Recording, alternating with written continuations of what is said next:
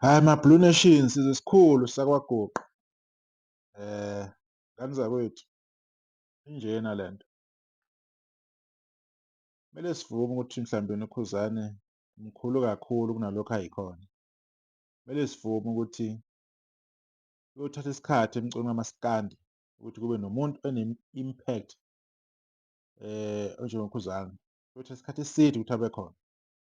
Komele siphinde sivume ukuthi akusikhona konke okwenzakalayo mhlawumbeni abafowethu abakuzamayo nako-TikTok uma bebhula umlilo egameni kaKhuzani kuwukuthi bayamosha. Mhlawumbeni indlela okwenzeka ngayo yiyo mhlawumbeni egcina ishiya imibuzo ethize.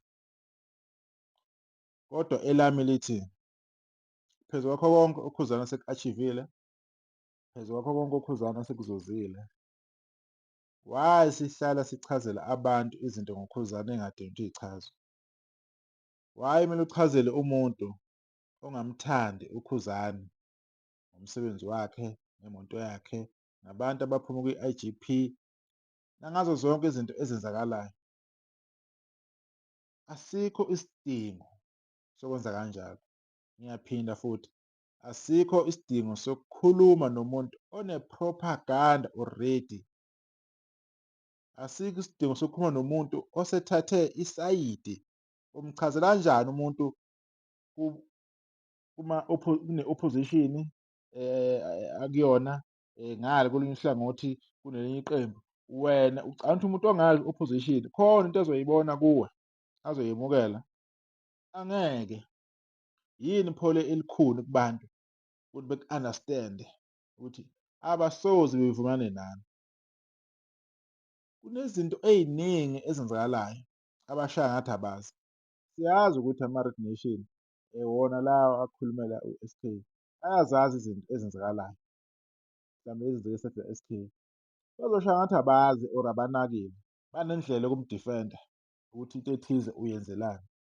Uma kuza ngokuKhuzani bahlala phezu kwakhe beyigxeke leyo nto leyo, the same thing mayenziwa u-S_K beyidifende bethole indlela, kuthiwa kade wasehlushwa, kade wasevalela, kade kwasekunje. Lokhu anikuboni ukuthi nihlele ni-divert-a noma yimi enginenkinga, amehlo ami awaboni kahle?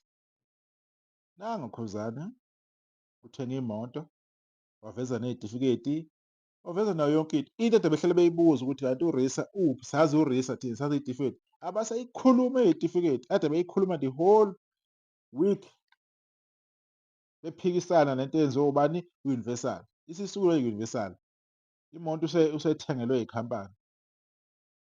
Angithi uyaholelwa phela, uhamba amagigi, unekhampani vele asebenza ngaphansi kwayo, noma kuthiwa mhlawumbe uwumphathi or uyingxenye yayo, unesalari eza kuye. Uma eyophefoma, isalari leyo ngokomsebenzi wakhe abamqasha ngaphansi kwayo okuyi-I_G_P.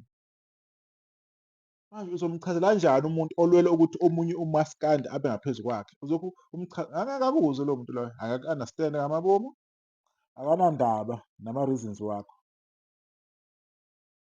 Manje njengoba nihloniphe kangaka, nolokhu naphikiswa isiqiniseko, yini isiqiniseko ayenzayo? Wenza ini? Cause umsebenzi awenzayo uyi-one, owokulwela umthandi ngayo yonke indlela. Vele ukuduma kahle akusafani, sekubona lokho kuchaza ukuthi kanjani, akusafani vele. Uyacula wona umaskandi impela uyashaya yena, kodwa isigqi akade ahamba ngaso ekuqaleni enanithi nina esesengale kuKhuzani usehlile uDumas, akwenzekanga lutho emva kwalokho, animsizanga nani esehamba neqhawe. Akumsizanga. Manje beloku kuphikiswa lokho-ke into ebonakala. Manje-ke angeke lokhu simoshe isikhathi sikhulume into eyodwa. Kunzima nje ukukhuluma nomuntu osebona into e-wrong ngawe, ku-difficult kakhulu. So angazi, but ngiya-understand-a lapha ko-TikTok kunezinto ey'tholakalayo, kunama-gift-i nazo zonke izinto. Maybe abafowethu nje uku-argue suke benzela ukuthi befake abantu umfutho ukuthi be-engage ngandlela thize, angazi. Mawukuthi lokho-ke kodwa-ke uyedwa umuntu onokulimala kakhulu kule ndaba cause uma kukhulunywa indaba ihlezi ngoKhuzani, Khuzani, Khuzani, Khuzani. You understand?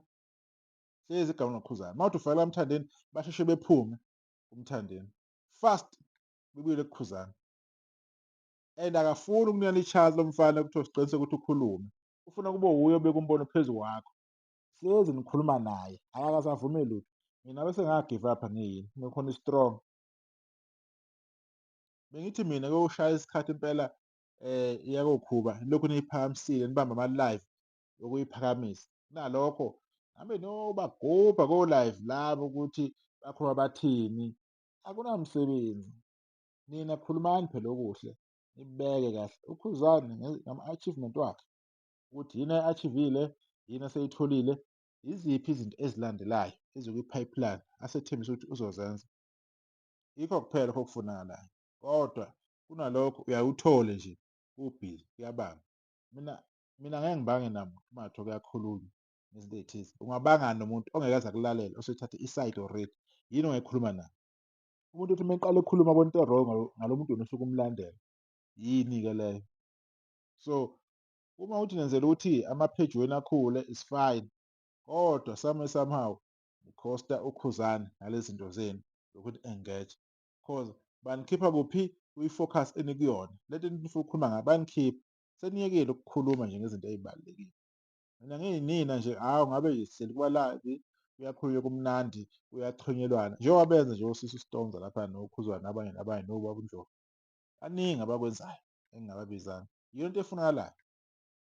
UKhuzani wenze umsebenzi omkhulu, wenze into abantu kade bengayilindele, wakwenza lokho. Amandla wenu maBlue Nation, so ningawangabazi amandla wenu. Vele umuntu uyokhuluma ukuze wena ufile otherwise cause uyabona ukuthi umuntu ngeke akuhlule. So ezinye zezinto angeke sifokhase kuzo kakhulu, kodwa-ke niqhubeke nje niphushe nimuphe uthando uKhuzani. Kuningi asazokuveza, kuningi asazoku-achieve-a, kuningi nisazokubona ekuveza. Lokho nje into nje ewu-showcase ngoba lokho eveza kancane kancane, ziningi izinto vele asey'hlelile asazoyiveza. Sibonge ithuba laba abakwazi ukubuka ividiyo zifike la, nisale kahle.